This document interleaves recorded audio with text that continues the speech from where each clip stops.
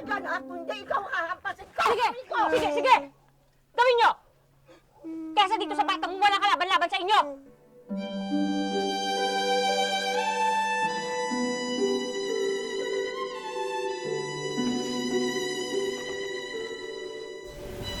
Alam mo noong paman, may nakakarating na mga complaints from guardians of some students na pinanghihimasukan mo raw ang personal na buhay nila. Ma'am, kailan pa tayo magiging concern? Pag may nangyari ng masama sa estudyante ko? That is the role of a developmental pediatrician, a child psychologist, a child psychiatrist, but not you!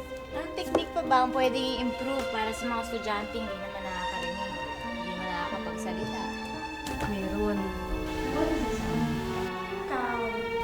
Adrian? What is this, son?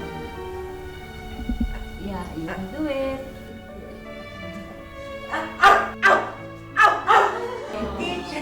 May tumain mo!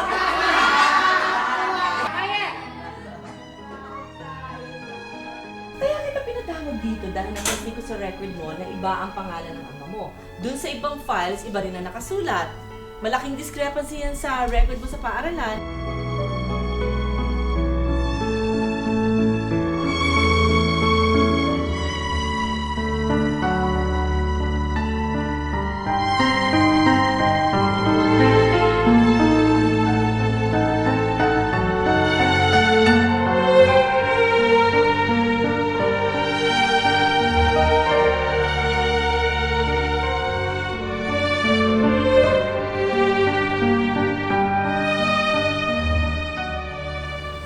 Hindi naman ako nagpunta dito para sumbatan kayo eh. Gusto ko lang alaman yung pinanggalingan ko. Pwede pa.